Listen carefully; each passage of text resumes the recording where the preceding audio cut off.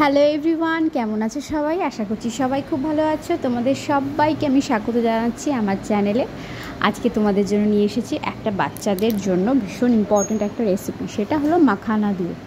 মাখানা শব্দটার সঙ্গে আমরা অনেকেই পরিচিত, আবার অনেকেই জানি না জিনিসটা কি।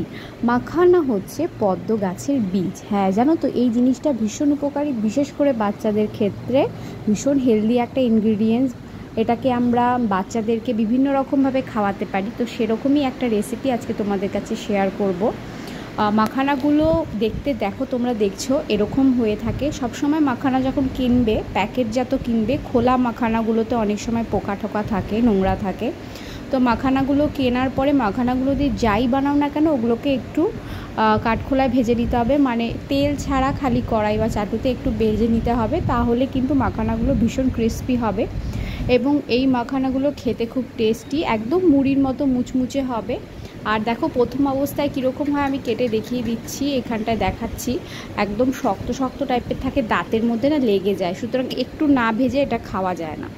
এটা ভীষণ ভালো যে সমস্ত বাচ্চাদের পটির সমস্যা আছে তাদের ক্ষেত্রে খাওয়াতে পারো, এবং যাদের একটু আমাশার প্রবলেম তারাও খেলেও ভালো। আর এটা কিন্তু প্রচুর ক্যালসিয়ামযুক্ত একটি খাদ্য, হাড় দাঁত ভালো শক্ত হয়। তো তোমরা এগুলো বাচ্চাদের জন্য ট্রাই করতেই পারো। দেখো আমি কাঠখোলায় ভেজে নিচ্ছি, এটাকে একটু হালকা করে একটু সতে করে নিতে হবে। আর হয়ে গেলে পরেই তোমরা এটাকে নামিয়ে নেবে। তো এই খাবারটা যেটা বলছিলাম ভীষণ বেবি ফ্রেন্ডলি খাবার, কারণ অনেক সময় আমরা ট্র্যাভেল করতে গেলে বাচ্চাদেরকে কী খাওয়াবো বুঝতে পারি না। তো এই জিনিসগুলো যদি আমরা সাথে রাখি, মাখানার এই রেসিপিটা যেটা তোমরা দেখতে পাচ্ছ, এটা কিন্তু ভীষণ চটজলদি একটা রেসিপি। আর বাচ্চাকে খাইয়ে দিলে অনেকক্ষণ হচ্ছে তোমার শিশুর পেট ভরা থাকবে। তো ট্র্যাভেল ফ্রেন্ডলি অবশ্যই। দেখো ভাজা হয়ে গেছে আমার এখানে এগুলোকে, এবার ফাটালে পরে বুঝতে পারবে। দেখো দেখেছো কীরকম মুচমুচেভাবে হয়ে গেছে। তো এরকমভাবেই করে নিতে হবে। ভীষণ কিন্তু সোজা, খুব কম টাইমের মধ্যে হয়ে যায়, এমন না যে অনেক টাইম লাগে, ভীষণ কম টাইমের মধ্যে এই রেসিপিটা হয়ে যায়। তো মাখানা দিয়ে অনেক রেসিপি হয়, আজকে যেটা দেখাচ্ছি সেটা হলো মাখানাগুলোকে এরকম করে ভেজে নিয়ে এবার আমি একটু এটা মিক্সার গ্রাইন্ডারে গ্রাইন্ড করে নেব, একদম গুঁড়ো গুঁড়ো করে নেব, একদম মিহি করে গুঁড়ো করব, ঠিক আছে? তো দেখো আমার মিহি করে গুঁড়ো করাও হয়ে গেছে। তো এই মিহি করা গুঁড়োটা আমরা একটা কৌটোতে প্রিজার্ভ করে রেখে দিতে পারি। এটা মোটামুটি ফ্রিজে যদি রাখো তোমরা 1 মাস রাখতে পারো, এবং বাইরে রাখলে 15 দিন মতো রাখতে পারবে।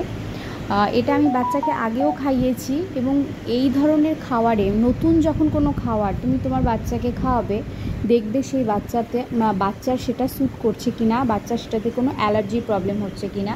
পরপর 3 দিন খাওয়ালেই তুমি বুঝতে পারবে যে কোনো অ্যালার্জি হচ্ছে কি না।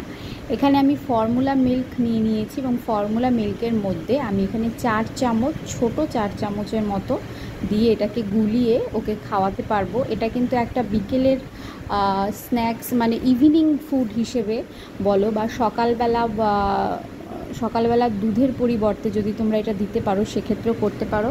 কিন্তু অবশ্যই সেই বাচ্চার বয়স হতে হবে 1 ইয়ার প্লাস। 6 মাস পরে আমরা যখন সলিড ফুড শুরু করি তখন এটা না খাওয়ানোই ভালো। ভাত ডাল অন্যান্য জিনিস যেগুলো সেদ্ধ করে চটকে খাওয়াই সেটাই খাওয়াবে। এটা কিন্তু 1 বছর পরই খাওয়ানো সবচেয়ে ভালো, যখন বাচ্চা অনেকটা বড় হয়ে যাবে। তো রেসিপিটা ভালো লাগলে লাইক শেয়ার করে দিও। ফেসবুক থেকে দেখছো চ্যানেলটাকে অবশ্যই ফলো করে দিও। দেখা হচ্ছে আরেকটা নতুন ভিডিওতে। Bye bye.